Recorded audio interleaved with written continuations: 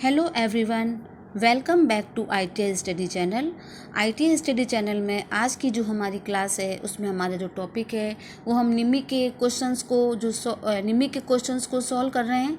जो आपके ITI और ITI रिलेटेड जो भी आप कंपटीशन एग्ज़ाम दोगे उसके लिए आपके लिए बहुत ही इम्पोर्टेंट होंगे। तो इसमें आज हम जो उसका निमी के जो क्वेश्चंस के असाइनमेंट है उसका मॉड्यूल सेकंड उसको सॉल्व करेंगे। तो इसका पहला क्वेश्चन देखते हैं कि इसमें मॉड्यूल सेकंड का क्वेश्चन नंबर फर्स्ट क्या दिया हुआ है। आर्मेचर वाइंडिंग प्रतिरोध को मापने के लिए किस उपकरण का उपयोग किया जाता है। इसके देखो चार ऑप्शन दिए हुए हैं, इसमें से इसका करेक्ट आंसर है आपका केल्विन ब्रिज। क्या हो जाएगा? Kelvin bridge. नेक्स्ट क्वेश्चन देखते हैं इसके अंदर। ये देखो आपके जो असाइनमेंट है ये आपकी हिंदी और इंग्लिश दोनों प्रकार की लैंग्वेज में दिया हुआ है। जो भी लैंग्वेज आपको सूटेबल लगे आप उस लैंग्वेज को आप पढ़ करके क्वेश्चंस के आंसर को दे सकते हैं। अगला क्वेश्चन देखते हैं। शॉर्ट और ओपन सर्किट के लिए आर्मेचर वाइंडिंग का परीक्षण करने के लिए किस उपकरण का उपयोग किया जाता है। तो इसका करेक्ट आंसर होगा आपका सी, एक्सटर्नल ग्राउलर। क्या होगा? External Growler. नेक्स्ट क्वेश्चन देखते हैं आपका। डीसी मोटर की गति नियंत्रण की विधि का क्या नाम है। ये देखो आपको एक डायग्राम दे रखा है, इसमें आपको डीसी मोटर की स्पीड कंट्रोल मेथड के बारे में पूछा है कि वह कौन सा मेथड है। तो इसका करेक्ट आंसर आपके हो जाएगा डी, आर्मेचर डायवर्टर विधि। क्या हो जाएगा? आर्मेचर डायवर्टर विधि। नेक्स्ट क्वेश्चन है। डीसी फील्ड कॉइल के लिए किस वाइंडिंग तार का उपयोग किया जाता है। अब इसमें आपको तार के बारे में पूछा है कि फील्ड कॉइल को बनाते हैं उसमें किस प्रकार के तार का उपयोग किया जाता है। तो इसका करेक्ट आंसर आपके हो जाएगा ए। क्या हो जाएगा?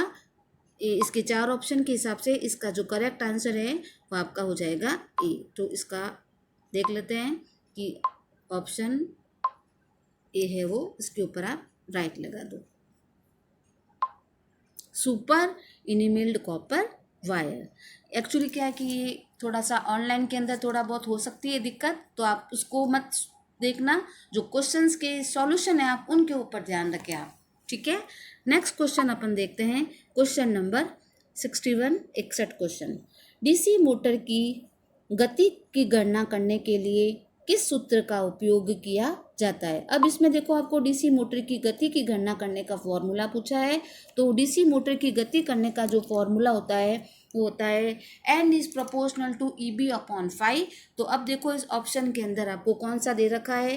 तो ये वाला जो आंसर है आपको इसके अंदर दे रखा है कि ए ऑप्शन दे रखा है N इक्वल टू EB बटा 5।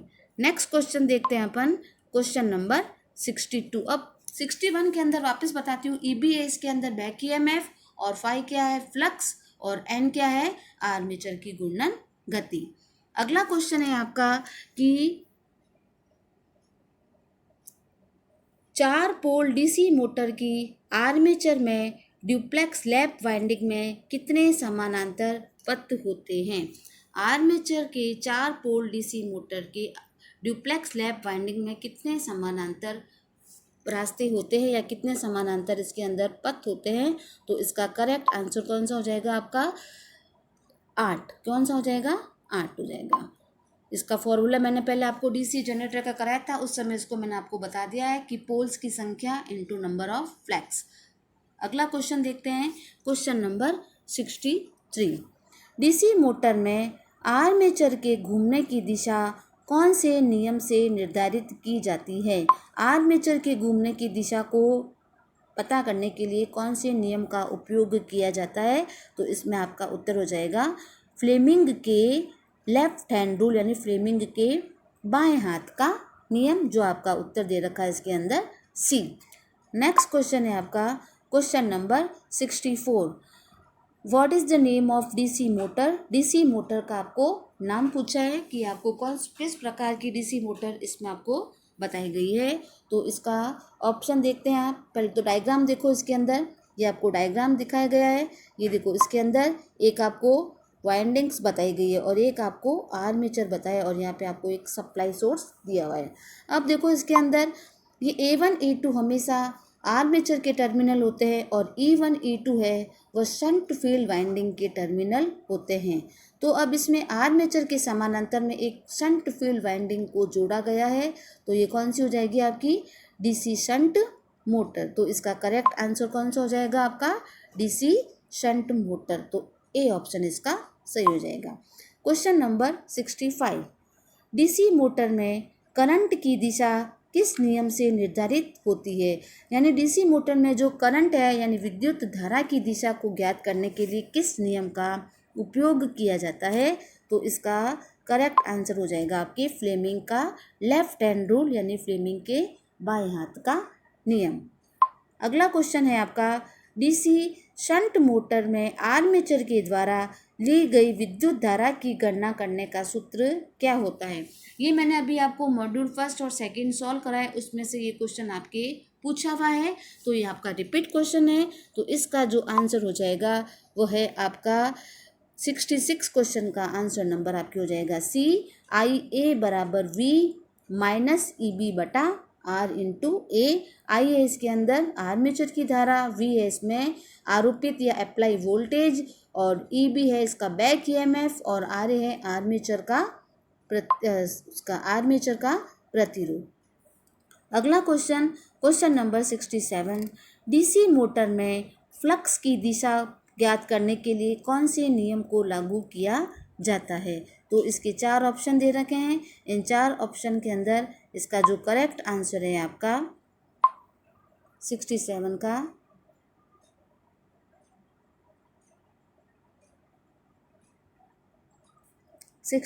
का आंसर हो जाएगा आपका करेक्ट आंसर है इसका सी, फ्लेमिंग के बाएं हाथ का नियम। नेक्स्ट क्वेश्चन 68, डीसी मोटर के प्रकार का नाम आपको बताना है कि ये डायग्राम बताया हुआ आपको, उसके अंदर किस प्रकार की डीसी मोटर को बताया गया है। तो इसका करेक्ट आंसर है आपका शॉर्ट शंट कंपाउंड मोटर। क्या हो जाएगी short shunt compound motor. DC motor भी जनरेटर के समान डीसी मोटर में भी क्या हो जाएगा, ये 3 प्रकार की होती है। एक तो होती है सीरीज मोटर, एक होती है शंट मोटर और तीसरी होगी आपकी कंपाउंड मोटर। कंपाउंड मोटर भी आपकी कितने प्रकार की होती है, एक तो होती है लॉन्ग शंट, एक होती है शॉर्ट शंट। इसमें आपको कौन सी मोटर दे दी है, आपको शॉर्ट शंट कंपाउंड मोटर दिया है। अगला क्वेश्चन देखते हैं आप, डीसी मोटर में EMF की गणना करने का सूत्र क्या होता है। डीसी मोटर में भी EMF की गणना करने के लिए वही सूत्र काम में लेते हैं जो जनरेटर की EMF की गणना करने का सूत्र होता है।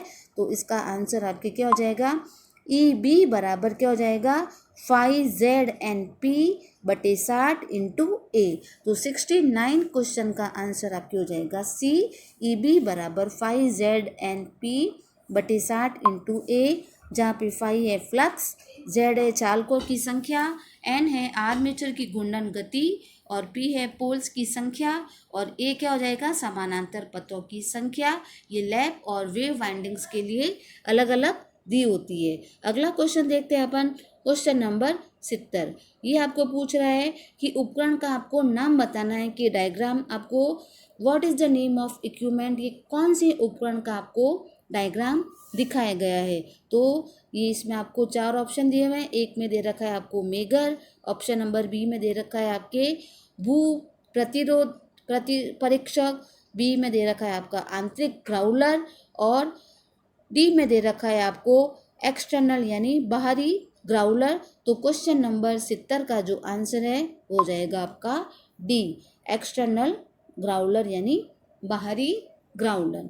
नेक्स्ट क्वेश्चन देखते हैं, क्वेश्चन नंबर 71 का इसमें आपको पूछा है कि यदि कॉइल पिच पोल पिच से कम होती है तो वाइंडिंग्स का क्या नाम है। तो इसका आंसर हो जाएगा आपका डी, शॉर्ट कोटेड वाइंडिंग। अगला क्वेश्चन देखते हैं, डीसी 4 पॉइंट यानी 4 पॉइंट स्टार्टर में होल्डिंग कॉइल से जुड़े श्रेणी प्रतिरोधक का क्या उद्देश्य होता है। इसमें आपको देखो डीसी जो मोटर होती है उसको स्टार्ट करने के लिए 3 प्रकार के स्टार्टर का उपयोग किया जाता है। एक होता है 2 पॉइंट स्टार्टर, एक होता है 3 पॉइंट स्टार्टर और एक होगा आपका 4 पॉइंट स्टार्टर। अब इसमें आपको 4 पॉइंट स्टार्टर के बारे में पूछा है कि 4 पॉइंट स्टार्टर होता है, उसके अंदर होल्डिंग कॉइल से जो जुड़े श्रेणी प्रतिरोधक होता है उसका क्या उद्देश्य होता है। तो इसका करेक्ट आंसर आपके हो जाएगा होल्डिंग कुंडली में करंट को सीमित करने के लिए। तो इसका करेक्ट आंसर कौन सा हो जाएगा आपका ए। 72 का करेक्ट आंसर है आपका ए। अगला क्वेश्चन देखते हैं अपन 73। डीसी सीरीज मोटर की किस गति नियंत्रण विधि का उपयोग इलेक्ट्रिक ट्रेन के लिए किया जाता है। यानी इलेक्ट्रिक ट्रेन में डीसी सीरीज मोटर की किस गति नियंत्रण की विधि का उपयोग करते हैं। तो इसका उत्तर हो जाएगा फील्ड डाइवर्टर विधि होती है, उसका उपयोग किया जाता है। तो इसके हिसाब से आपका ऑप्शन हो जाएगा A, field diverter method. Question number 74। Shunt field coil को डीसी 3 पॉइंट स्टार्टर में होल्डिंग कॉइल के साथ श्रृंखला में क्यों जोड़ा जाता है। वापस देखो इसके जो ऑप्शन का, इसके जो ऑप्शन है उसको देखते हैं अपन। तो इसका जो आंसर हो जाएगा वो हो जाएगा आपकी 74 क्वेश्चन का आंसर है आपका डी। इसका उत्तर हो जाएगा शंट फील्ड खुले होने की स्थिति में मोटर को सुरक्षित करने के लिए। तो इसका करेक्ट आंसर कौन सा हो जाएगा, क्वेश्चन नंबर 74 का आंसर डी हो जाएगा। अगला क्वेश्चन देखते हैं। डीसी मिश्रित मोटर, मिश्रित का मतलब कंपाउंड मोटर, क्या होती है कंपाउंड। डीसी मिश्रित मोटर में आर्मेचर धारा की दिशा को बदलकर केवल घूर्णन दिशा में ही क्यों बदली जाती है। डीसी मिश्रित मोटर में आर्मेचर धारा दिशा को बदलकर केवल घूर्णन गति क्यों बदली जाती है। तो इसका उत्तर हो जाएगा आपका मोटर की विशेषताओं यानी उसके कैरेक्टरिस्टिक्स को बनाए रखने के लिए। क्वेश्चन नंबर 75 का आंसर हो जाएगा आपका बी। अगला क्वेश्चन है डीसी शंट मोटर में सामान्य गति से नीचे कौन सी गति नियंत्रण की विधियाँ प्रदान की जाती है। तो इसका आंसर हो जाएगा आपका सी, आर्मेचर नियंत्रण विधि। क्या हो जाएगी, आर्मेचर नियंत्रण विधि। Question number 77। उद्योगों में डीसी मोटर्स को स्टार्ट करने के लिए स्टार्टर की आवश्यकता क्यों होती है। तो स्टार्टर की आवश्यकता क्या होती है। तो इसके देखो 4 ऑप्शन दे रखे हैं, इसमें से इसका जो करेक्ट आंसर हो जाएगा वो आपके आंसर हो जाएगा इसका बी, आर्मेचर करंट को कंट्रोल करने के लिए।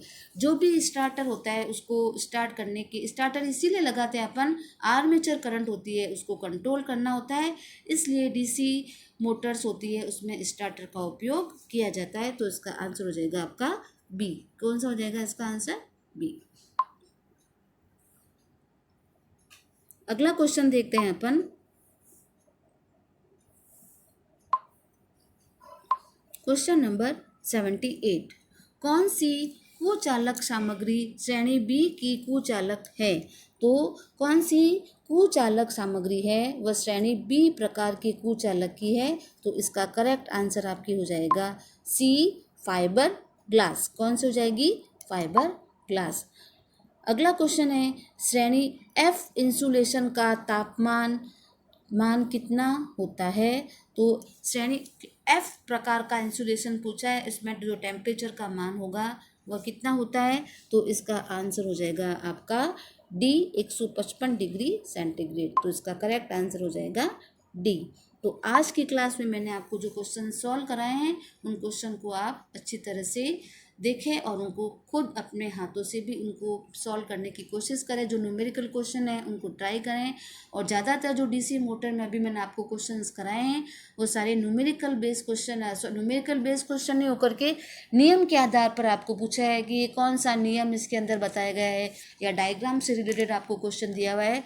तो उन क्वेश्चन को आप आराम से पढ़ करके उसका उत्तर दो। इतने ज़्यादा कोई लेंथी क्वेश्चन नहीं है। तो एग्ज़ाम के लिए आपके क्वेश्चन बहुत ही इम्पोर्टेंट रहते हैं। तो आज की क्लास को यहीं पे समाप्त करती हूँ।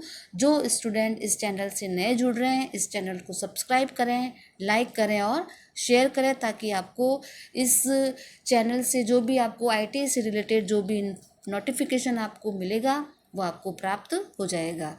और इसके साथ साथ में बेल आइकन को भी आप दबाएं। तो आज की क्लास को यहीं पे समाप्त करती हूँ।